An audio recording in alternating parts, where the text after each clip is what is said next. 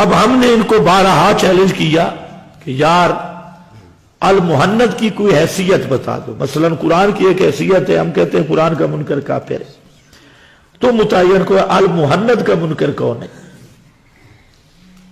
اگر تم کہو المحنت کا منکر کافر ہے تو ہم تم سب کو انشاءاللہ المحنت سے کافر ثابت کرتے ہیں.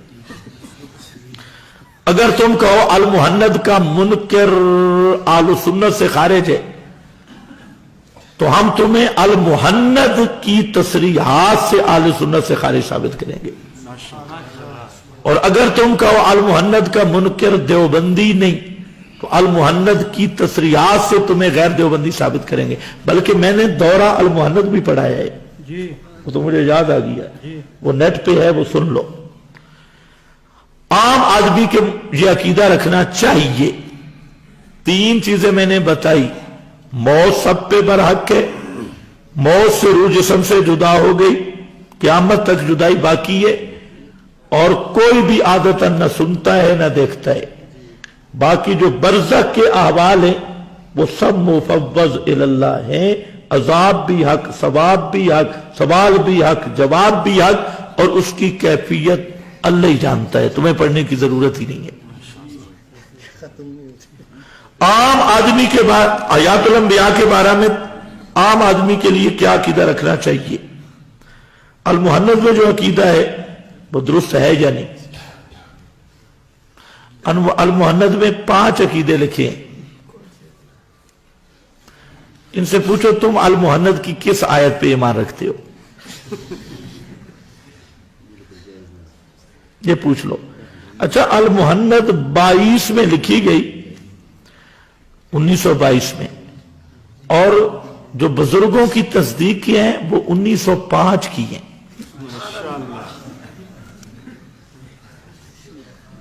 پتہ نہیں تمہیں پتہ بھی ہے نہیں.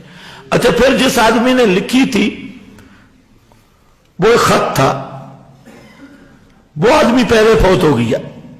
وہ خط کس کے پاس رہا اللہ جانے. پھر وہ خط چھپا تو التصدیقات کے نام سے چھپا، اور المحنت پاکستان کے شہر جیلم میں اس کی ولادت ہوئی. اور اس کا موجب عبداللطیف جیلمی اور قاضی مظہر حسین چکوالی، یہ 2 بزرگوں نے مل کر اس کو جنم دیا. المحنت پیدا ہو. اب وہ المحنت کیا ہے؟ وہ کیا کہتی ہے؟ حیاتہ دنیویۃ لا برزخیۃ. اب ہم نے ان کو بارہا چیلنج کیا کہ یار المحنت کی کوئی حیثیت بتا دو. مثلا قرآن کی ایک حیثیت ہے، ہم کہتے ہیں قرآن کا منکر کافر ہے. تو متعین کو المحنت کا منکر کون ہے؟ اگر تم کہو المحنت کا منکر کافر ہے تو ہم تم سب کو انشاءاللہ المحنت سے کافر ثابت کرتے ہیں.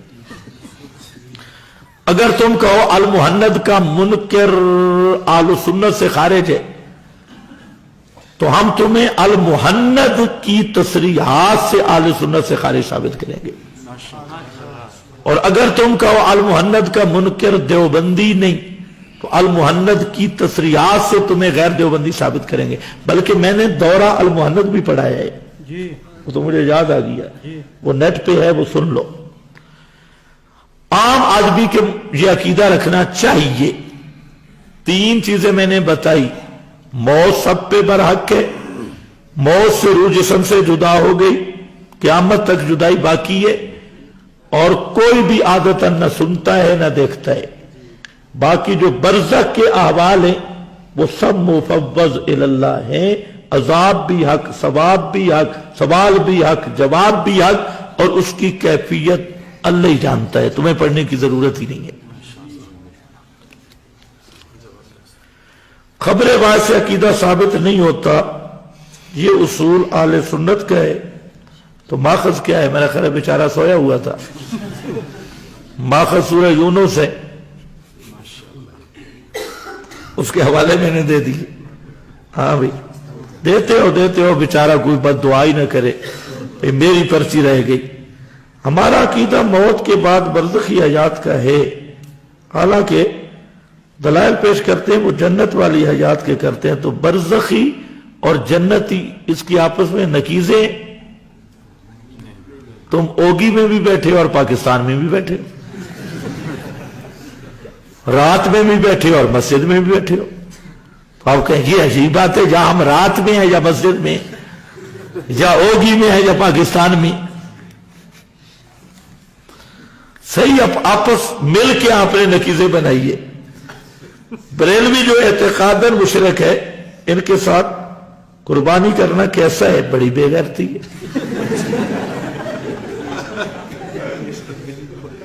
وہ حدیث میں آ گیا نا، یہ بھی میری بات نہیں، حدیث میں آیا نا، وہ جو بزرگ بیٹھا تھا ذکر جاری والا، وہ فرشتے حیران ہو گئے اس کو دیکھ کر. اللہ نے فرمایا اقلب، اس کو الٹ دے بستی. وہ جبریل نے آ کے دیکھا، اس میں ایک صوفی بیٹھا تھا اور اتنا نیک اتنا نیک اتنا بزرگ کہ جبریل حیران ہو گیا اس بے ایمان کا کیا کروں. اللہ سے عرض کرتا ہے یا اللہ سوفوڑے تے لم یأت طرفہ تو ہے، اس نے تو آنکھ جھمکنے کی دیر بھی آپ کی نافرمانی، اتنا سوپر. اللہ نے فرمایا اس بے ایمان کو نیچے رکھو، بستی کو اوپر. کیوں؟ لم یتما عرفیہ، اس کو میری توحید کی کبھی غیرت ہی نہیں آئی، بے غیرت ہے. اللہ توحید کے معاملے میں بے غیرت ہونے سے محفوظ رکھے، سنت کے معاملے میں بے غیرت ہونے سے محفوظ رکھے. اس لیے میں نے کہا کہ کوئی مولوی یہ نہ کہے یہ اخلاق سے گری ہوئی بات ہے. عرض اعمال کے بارے میں تفصیل کیجئے. اعمال کی جزا کس نے دینی ہے؟ یا رسول نے؟ تو اعمال بھی اللہ کے دربار میں پیش ہوتی.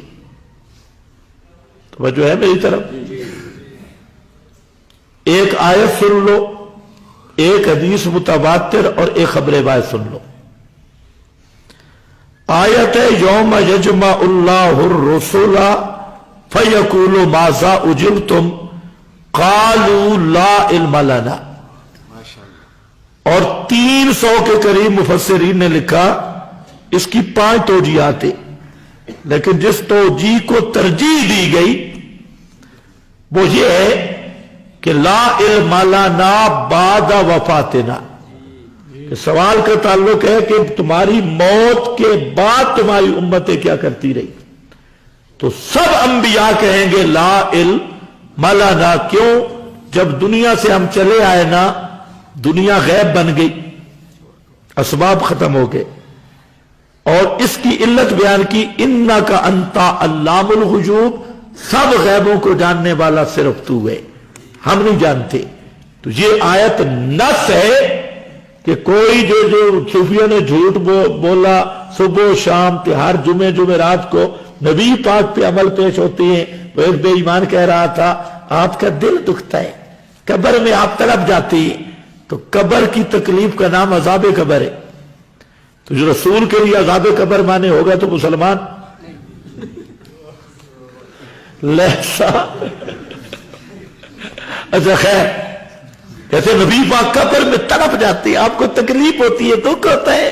جس سے پوچھو بھائی قبر کے دکھ کا نام کیا ہے؟ جو رسول کے لیے عذاب قبر مانے. ماشاءاللہ بڑا لائق امتی ہے بھائی. فتوے لگانے میں جلد بازی نہ کیا کرو، فتوہ جو لگانا ہوگا میں خود لگاؤں گا. توجہ کرو. خیر اب آؤ، حدیث متواتر ہے انکا لا تدری ما احدثوا بعدک، 32 صحابہ سے مروی ہے. اچھا، کہ جو آپ کی موت کے بعد انہوں نے بدعتیں گھڑی، آپ کو پتہ، یہ جو ذکر جاری کی مجلس قائم کرتے تھے انکا لا تدری، آپ کے علم میں بھی نہیں ہے. یہ جو اور جتنی بدعتیں کرتے تھے آپ کو پتہ نہیں ہے. یہ تو اگر عرض اعمال ہو تو انکا لا تدری کا کیا معنی ہے؟ حضرت عائشہ پہ تہمت لگی، 40 دن تک عرض اعمال کیوں نہیں ہوا؟ حضرت ثابت بن قیس غائب ہوئے، عرض اعمال کیوں نہیں ہوا؟ صبح و شام عرض اعمال ہوتا ہے، فلاں ہوتا ہے۔ اور ایک حدیث سن لو، نبی کریم علیہ السلام نے فرمایا کہ میں نے اللہ کے سامنے یہ عرض کیا کہ یا اللہ اپنی امت کا معاملہ میرے سپرد کر دے، تاکہ میری امت دوسری امتوں کے سامنے رسوا نہ ہو۔ تو اللہ نے فرمایا سترتھا عنکا، کہ امت کے اعمال و احوال تجھ سے بھی چھپا کے رکھوں گا تاکہ تیرا امتی قیامت کے دن تیرے سامنے بھی رسوا نہ ہو۔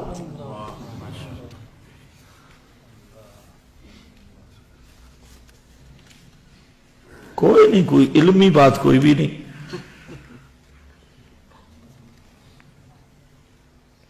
نیلوی شاہ صاحب نے لکھا ہے، کوئی نہیں لکھا، گپے لگا رہا ہے۔